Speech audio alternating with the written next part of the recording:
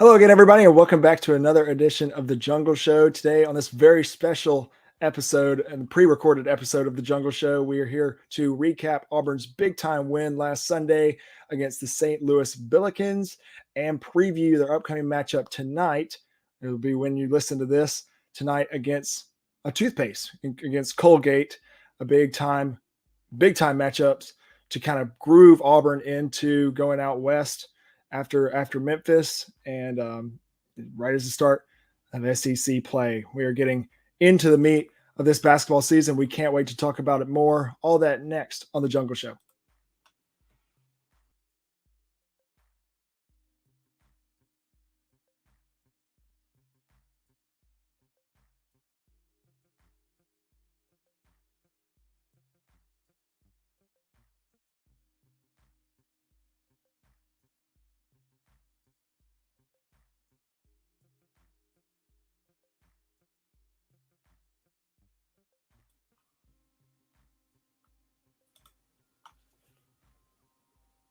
Hello again, everybody, and welcome back again to another edition of The Jungle Show. Today, a very, very special episode, and I'll get into why here in just a minute. But again, like I said in the intro, to recap the St. Louis win and the preview against Colgate. And to do that, I have brought in my dad and co-host once again. Dad, how are you doing? I am playing hurt, but Yep. I'm playing. There you are. I had elbow surgery a couple of days ago. You did. Glad to be over and done with that. Really excited to talk about a big win from this past Sunday. Kind of weird to have a basketball game on a Sunday afternoon, but it was fun. It was a little tense, but got to enjoy a win. And now I am boycotting Colgate toothpaste for the week. That's right. I use a different kind of toothpaste. It's not that I'm not brushing my teeth. I use Colgate toothpaste, and I'm having to stop using Colgate toothpaste this week, as Zeb Jasper said on Locked on Auburn with Zach Black. He said, no, we can't use that toothpaste this week. So no Colgate. Just like you said, you are playing hurt. You had elbow surgery, which is why this show had to be a little bit pushed back. We wanted to do the show in the midweek due to this game being last Sunday, but we have a substitution and a amazing substitution. An add-on, sure. That if you want to call that, then sure, we can go with that. We have brought in the man, the myth, the legend, Mr. Dustin Smith. Dustin, how are you doing today? Good to have you on the Jungle Show. Hey man, finally, we talked about it for a long time. Glad to be with you guys, man. Yeah. Thank you for joining us. Glad to talk about this big win over St. Louis. Obviously, St. Louis is a very, very good basketball team. Going to be a top seed in the NCAA tournament no matter what. They're going to run through their conference. This St. Louis basketball team getting a win over this could end up being a quad one win by March. What does that mean for Auburn moving forward, especially going into a very tough SEC play? I think that Zep talked about it this morning. Yeah. I think that Zep talked about it, and we fall into the trap, and especially the better we get used to being good at basketball, which is kind of funny now. I see us play tight games, and if you follow on Twitter, see the freak out in the middle of the games. It's like, guys, it's going to be okay. And here's the thing, too, we're 44 home non-conference wins in a row. We haven't lost at home in 20-something games. Like, it's going to happen eventually. You don't win them forever. That's right. So it's a testament to what Bruce has built, though, because before 5 years ago, we would have just been happy to be in the games. And now we kind of impatient, as we're accused of being in other sports with basketball. But that is very true. We'll spoil a little bit, but it's a good thing. It's a good thing to be spoiled in. Do you know how funny it is as I'm an old. All right. Do you know how funny it is to hear you all talking about 20 games at home in a row and how people freak out if it's a close game? I survived Tony Barbee. I survived Jeff Lebo. I survived Cliff Ellis. I love Cliff, but Cliff would have 1 year where he did great, and then have 3 years where he needed to recruit, and then he'd have 1 year where he did great, and have 3 years where he needed to recruit. Yeah, it's not like that anymore. Bruce has changed everything about this program. because you're right. Dustin, I'm the same way. I look on Twitter at midway through this game, and I'm like, man, there are people jumping off of roofs over this. We're in the game. It's not like we're getting blown out of our own building. So they're a very good team. Fun switch. Yeah. Just like I said, very good team. So talking a little bit more about this game, we've talked about it, week after week and game after game and all off season. We were talking about a big thing for this Auburn team is they're going to have to shoot well, especially from outside. They've got to find an automatic shooter from the outside. Auburn goes 3 of 16 in this game, a whopping 19%, which is bad, very, very bad, but wins a game, probably, just like I said, a quad 1 game at home by 5 points. What kind of testament is that to Auburn's not only playing on the inside, but being able to score, not shooting the 3 and defensively?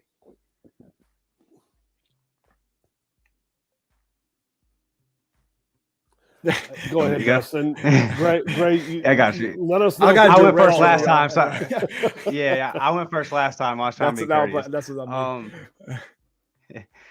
Yeah. What's the question again? So, us not being able to shoot well from outside, that's gonna come. Right. That's not gonna. But how does that show how good this Auburn basketball team can be, not only defensively, but offensively on the inside, finding ways to put the ball in the basket? I say it every week, man, and we kind of know what it is. Bruce Pearl's probably the best defensive mind in the game. That's what we're going to do. Like, you can count on that, you can bank on it, and it's just like in football, it's just like pitching baseball. Defense travels. So you even look at the games last year, like the Arkansas game or the Florida game. Like, even when we're not shooting well, we're gonna be in it because you're not gonna put up a lot of points on us. So, man, this is kind of where I'm at with it, because it's really the same roster as last year. You've replaced Jabari Walker with good pieces, but not first round picks. I think this team may be more suited for a long run in the tournament versus last year's, but if we're gonna shoot if we just want to shoot 30% from 3, I'll settle for that. But honestly, man, I'm at the point with it to where I don't expect it.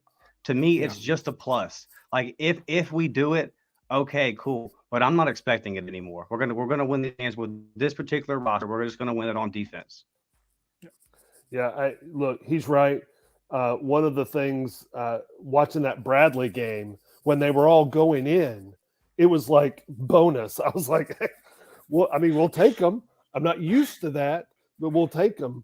But like you said, we held a St. Louis team who's averaging in the 80s. They're scoring 80 every game, and they scored 60 against us. We held probably the best point guard maybe in the country to 10 points, 9 assists. Yep. I think last night or the night before, he had like 20 points and 15 assists against somebody. So, I mean, your defense can, like you said, it can keep you in games even when you play so bad offensively, like we did against Northwestern. That game set basketball back 20 years. But our defense kept us in it the entire time. Yeah. Zep Jasper, elite defender. Alan Flanagan, elite defender. KD Johnson, elite stealer of the basketball. Yeah. But something I wanted to point out, you were talking about not being able to make threes. Late in the game, Bruce put that lineup in, and he said after the game, I wanted to close with that lineup on the floor. It had KD and Wendell and Jalen and Allen and Janai. Yep. And KD, again, takes over when he realizes we're having a hard time on the offensive end. He just drives in, throws his chest into somebody, double clutches, and puts it off the backboard. Yeah. And he did it 2 or 3 times in that game. When you have a guy that can do that and knows when it's time to do that, your defense can keep you in it, and then go, okay, KD, let's go. And he did. So I agree. 3-point shooting is a bonus. If we could shoot 30%, I think we'd go a long ways in the tournament. Absolutely. I don't think we're going to get close to 30% this year. Yeah. No, that's going to be a tough ask. But just like you said, Dad. But KD being able to just take over games, we saw that last year with Mississippi State. We saw it with Missouri. You saw it against UConn. You saw it. We didn't see it against Texas A&M, by the way. No, we didn't see it against Texas A&M. No, we did not. But his ability to just go, okay, no, I'm not losing this game. That we're not going to lose this game. It is going to set it. Again, that's another thing that just sets Auburn over the top. One more thing I want to talk about defensively.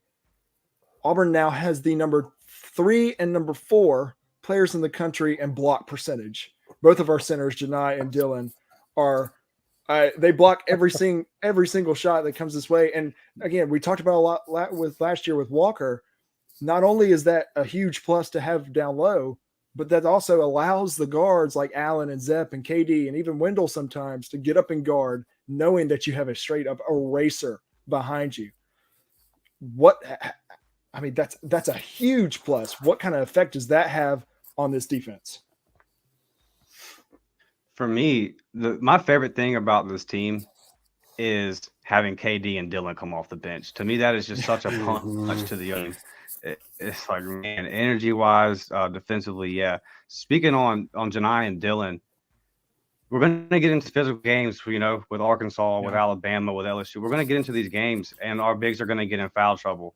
And it's nice that you have a guy, if you look at the minutes played throughout the year, it's pretty balanced. And we've seen Dylan, Janai's played a ton of basketball. So one of those guys gets in foul trouble as the season goes on. Some guys are going to get nicked up. You have depth pieces. You have guys that you can depend on.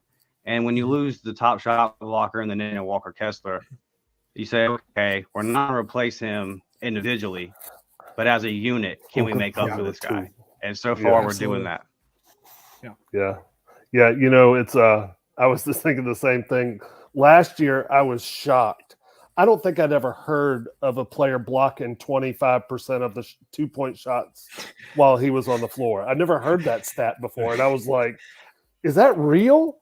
Yeah. And it was. And this year, we've got 2 guys that are basically in the low 20% of the 2-point shots that are taken when they're on the floor. They're going to block them. And last year, Dylan wasn't ready for that. You pointed out having 2. Last year, if Walker got in foul trouble, Dylan was good, but Dylan wasn't where he is now. Yeah. And you put Dylan now where he's gotten so much better. Yes, he still is going to brick the hook shot. I hope that will come. But you put him, you still can put him in and go, we're not losing a lot. Yeah. Because Dylan's going to run to the rim and get rebounds and dunk the basketball. And then, look, you speak about block shots. The biggest play of the game was Janai Broom's block on the drive by the point guard. Yep. The point guard got him isolated, exactly what they wanted. He thought he could get by him. He did get by him, but Janai kind of let him go. Janai kind of let him go by him to the left. He put up the shot. Janai blocked it off the backboard. It went to KD, and KD pulled his Joe Montana act out and hit Flanagan streaking down the court. Didn't even have to dribble. 2 steps, dunked it. It all starts on the defensive end. And like you said, Zepp mentioned it this morning in his conversation with Zach, saying as a guard, you can push up on those guys a little bit harder because you got guys behind you. Exactly. And we knew it last year with Walker. And this year, we're still able to do it with either one of those guys back there. Yeah, absolutely. And that's such a huge plus to have that. Let's switch the focus to more offensively and more kind of individual player drawn, I guess. Let's talk about Wendell Green. Look, first half, Wendell looked outstanding. 14 points in the first half. He had 2 threes and then 2 and 1 mid-range jumpers, both fouls by Yuri Collins, their star point guard. And it just looked like he was dominant. He's going to have games where he goes for 25, 22, 23 points. and not look as dominant as he did in the first half. What did y'all see from Wendell Green that not only proves that he's one of the best offensive players, if not the best offensive player that we've got, but one of the best point guards in the conference? Go. I just for me with Wendell, it's like he needs to raise his floor a little bit. Yeah. But because we know what's capable. When he's on, we know what he can do. Yeah, exactly. You're not gonna have it every night, but on those nights when he doesn't have it, I would like to see him distribute the ball a little bit more, maybe calm, at least calm. It seems like when things got to hang with Wendell, Zep has to be the guy to calm down. Yeah. At least it was that way down the last year. Yeah. I'm not trying to knock Wendell. He played great, and like the potential was there. We know that. So I would just like to see him be more consistent because I watched you guys and like y'all talk about, and like we spoke about in the beginning of the show, it's a testament of Bruce Chaz's program. I'm not so much looking game to game anymore. Yeah. I know where we're gonna be. So I'm looking at what we can be in the postseason. And y'all talk about it so many times. You had 2 top round picks last year, but they were in the front court. Yeah. The tournament's won in the back court. That's So right.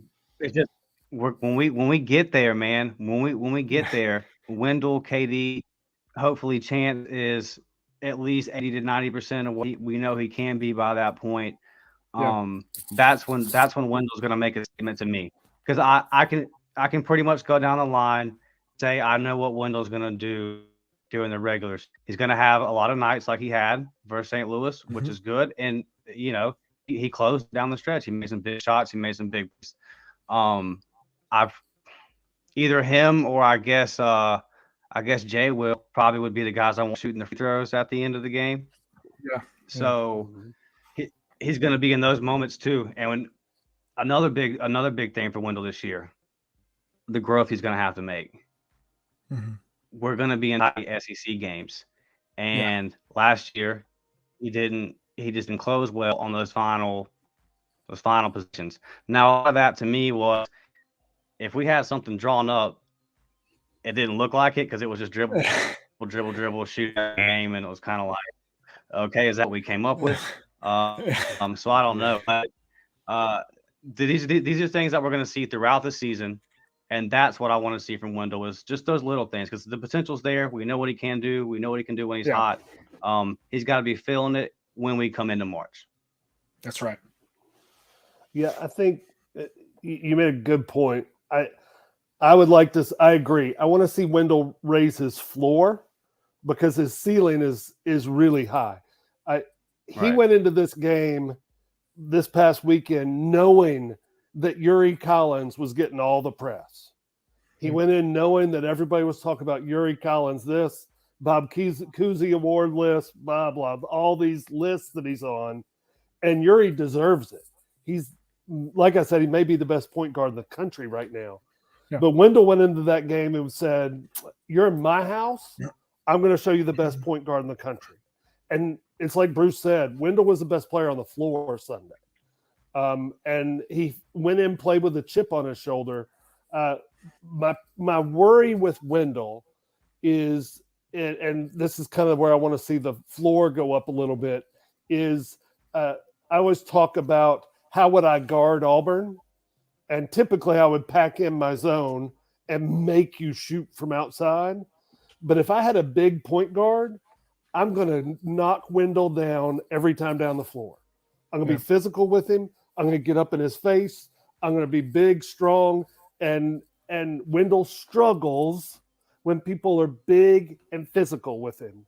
And I'd like to see him, like you said, in those times maybe be more of a distributor. I say that, and I know that he can distribute, but if he passes it out, he may not believe that shot's going to go in, so he may as well just go in there and shoot it himself. Yeah. So he's got to trust those guys to make that shot. But if he could be a little bit more of a distributor when they've got a big guy on him, because there's going to be teams. Tennessee's got a big guy that they can run at him. Arkansas's got length galore on their team. Everybody's long on that team. And that's the floor I'd like to see Wendell raise. When he gets hot shooting from outside, he took 2 of those in the first half, and Gray, both times you were like, oh, that's a terrible shot. Oh, no, it's a good shot. Went in. So. Yeah, no doubt. So moving on to talking about one more guy individually that I just want to discuss before we kind of wrap up this game and start talking about the toothpaste game on Friday. Jalen Williams, I mean, we've talked about him all offseason. We heard Bruce Pearl in the post presser when we lost to Miami, which, that night may be scratched out of my memory a little bit, but he said, we're building next year through Jalen Williams. We've kind of seen that recently. And, we talked all offseason, especially with the Israel games, talking about how good and how much potential Yohan Traore has and how he could maybe sneak in front of Jalen in this spot, being quote unquote Jabari's replacement. Jalen has separated himself so far from a guy like Traore right now, and he may be the best player on the team. I think Wendell's probably the best offensive player, knowing what he could do. But Jalen is playing outstanding. This game, he had 9 points, went 4 of 9 from the field, had 7 rebounds, had 3 steals and 1 block, and was the second highest plus minus behind Wendell. We call him the Swiss Army knife. He could do everything. I mean, the tap pass that he did after the steal to get the ball awesome. Up at it. What the heck? His hook shot that he makes all the time where he just turns around and shoots it. I don't think he knows where he is, and he just makes it. It's incredible. He's got to my one take on Jalen, that he needs to know that he's the best player on the floor. And there's going to be nights where he is by far the best player on the floor. He needs to know that. Jabari knew that, and he took advantage of that night in and night out. Jalen needs to know that because he can do that. Yeah, Jalen's IQ is what stands out to me. He just always is doing the right thing. No matter where on the floor it is, no matter the situation, that Jalen's going to do the right thing. I think when he gets hot, we all are kind of yelling at the TV, or if you're at the game, take over, Jalen, take over, man. Yeah, like you got it. We see with the mismatch. I don't have it in front of me, the season stats. Does he have the best 3-point percentage on the team? He has to. Surely, because he was by far the best in Cancun. So, he has to have the best 3-point stats. He's the one that I want shooting. He's the only one at this point where I'm going, no. Don't pass it.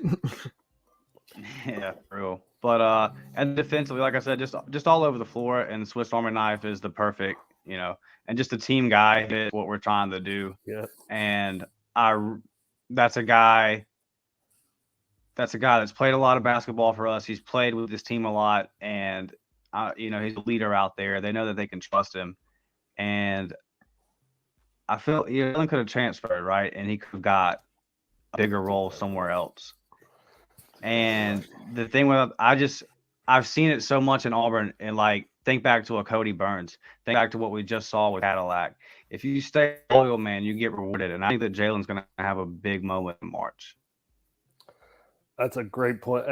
That's what I was getting at too with Jalen is last year when Jabari came in, he had every right to say, look, I'm not going to get my minutes. I'm going to go play at Troy or UAB, and I'm going to be a superstar at those places. But he didn't. He stuck around, and Bruce rewarded him. Bruce said, hey, I'm building this stuff around him. And like Gray said, I didn't really believe it because I love Jalen, but I didn't think he was the guy that could take over a basketball game. But he's the guy now that you're right. He's in the right spot at the right time. And what Cadillac said was, if you love Auburn, Auburn will love you back. And Jalen's proof of that. If you love Auburn, Auburn will love you back. And I agree, he's going to have a big moment in a big game where everybody nationally is going to go, wow, who's that dude? Where's he been? Where's Because Auburn been that hiding play- this senior for so long? Yeah. Yeah. That play where we stole the ball and he dove on the floor and just tapped it up was Unreal. you're right. His basketball IQ is so good that he knew I've just got to tap this ball because my guy's going to be there and get it and go. He's my Swiss Army knife for the team. He is a stat sheet stuffer, and I wish he'd stuff it more with points because I think he can. The hook shot is stupid. The hook shot cannot be blocked because he jumps into the defender. There's no way they can get off the floor to try to block it because when he turns, he jumps into the defender and puts that hook way up in the air, and it's soft. And I'm more surprised when it doesn't go in than when it does. Mm-hmm. When he misses it, I'm like, what the hell? What happened? My thing with Jalen too is it's like he just. I'm telling you, I agree with you. It's gonna come for him. I really got that feeling he's gonna have that big moment, and it felt like Bruce was campaigning, just to try to keep him on the team, but we see what he was talking about, man. And in an era of transfer portal, you can go get the quick fix. You can go get some more minutes. You can do that if that's what you want to do.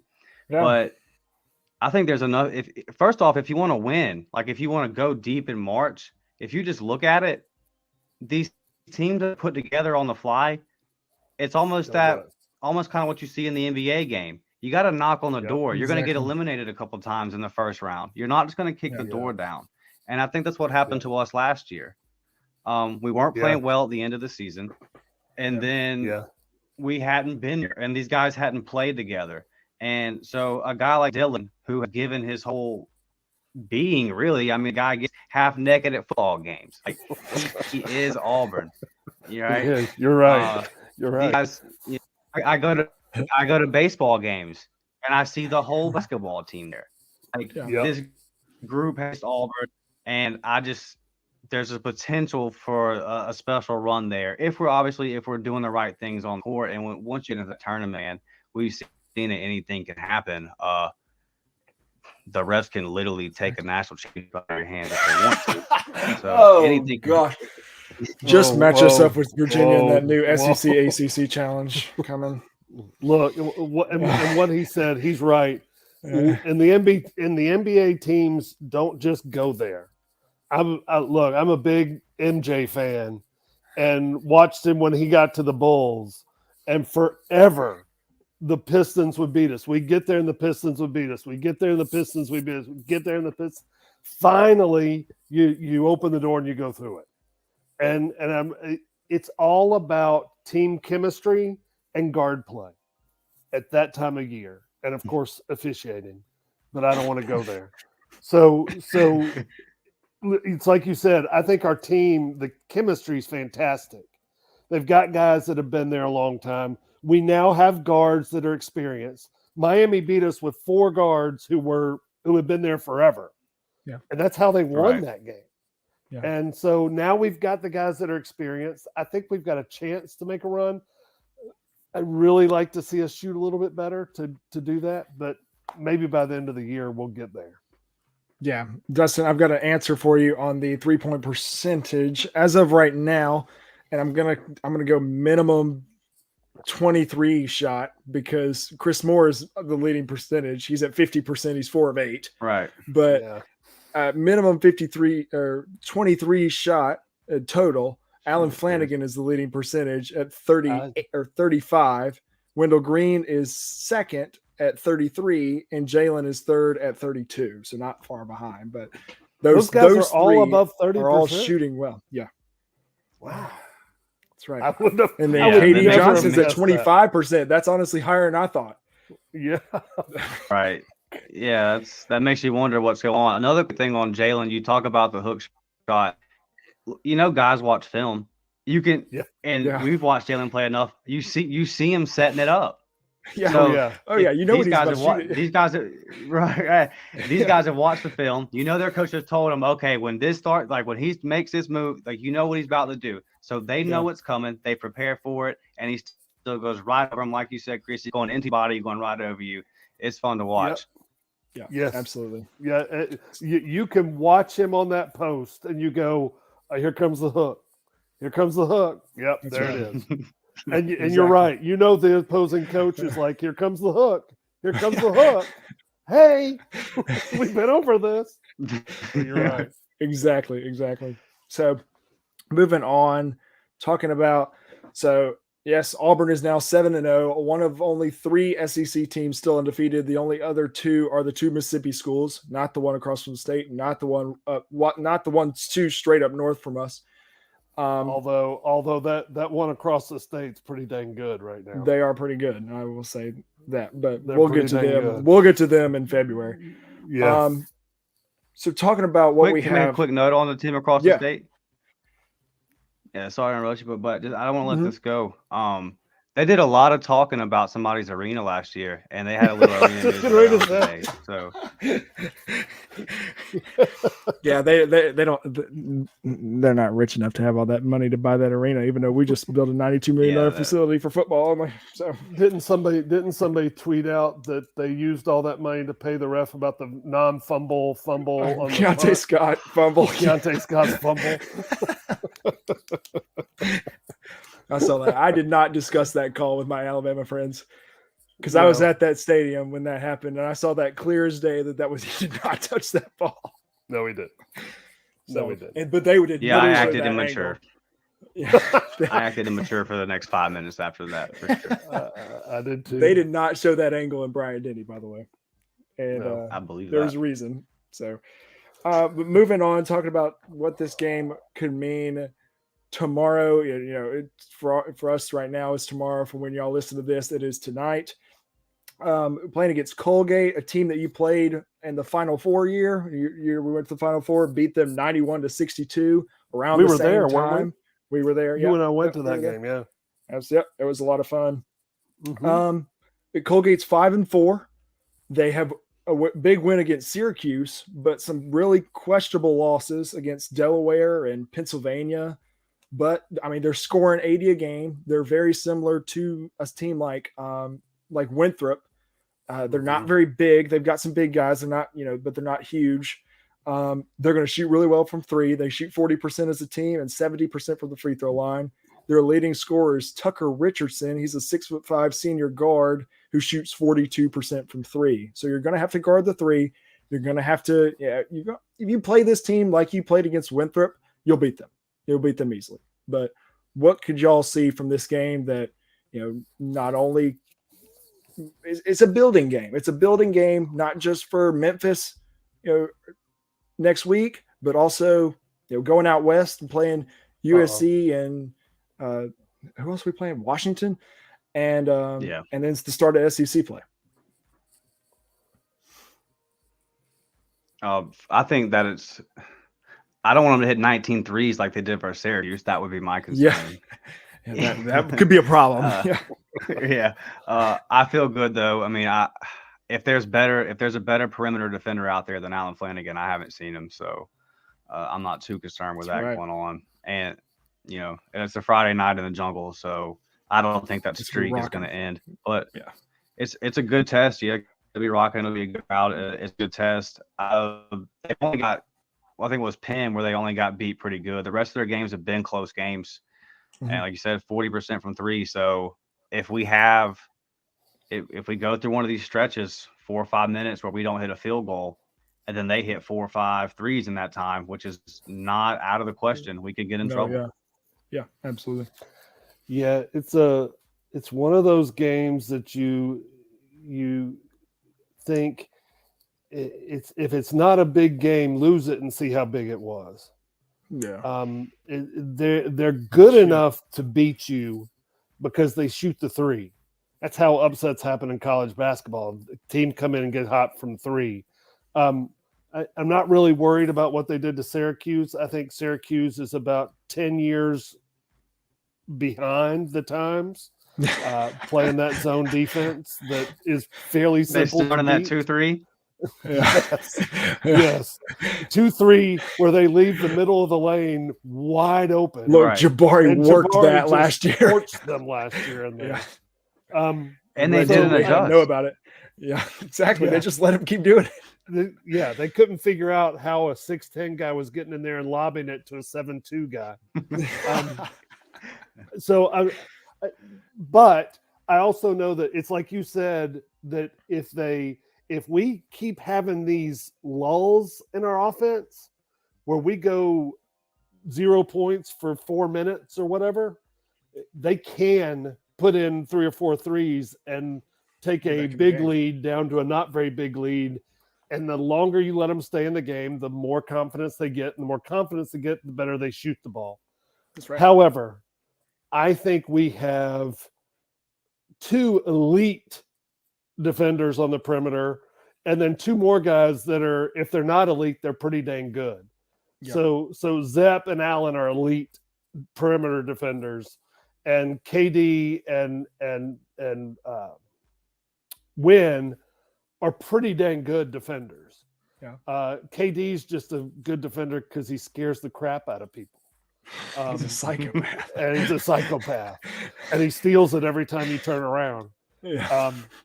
But it's like you said, the jungle, I think, will be rocking. I think it'll be the loudest arena they'll play in. I don't know if you remember, we rewound the guy last week when the block happened and we threw it down court for Flanagan and he dunked it. They're continuing to go, and the announcer, I don't know who was doing the play-by-play, but he goes, "Good God, it's loud in here." And I was like, did he just say, "Good God, it's loud in here"? Yeah. We rewound it. Sure enough, that's what he said.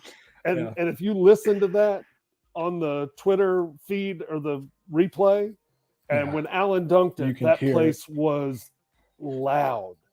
And I don't think I think that gets in people's heads when they come to this building, and it's harder to shoot when it's that loud in that building. So it's a Friday night on campus. I think we should be good. Just don't let them hang around. Yeah, do away with them quickly. That's the whole thing. Yeah, no doubt. So that'll wrap up this episode of the Jungle Show. Thank you for joining, Dustin. We gotta have you back on much more. Where can people find you and hear you?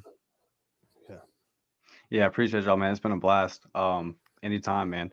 You can find me on Twitter. It's all lowercase, DMICHAUD 28 as D McShaw, and I'm on the Up Tempo podcast. We do everything Auburn football, baseball, basketball.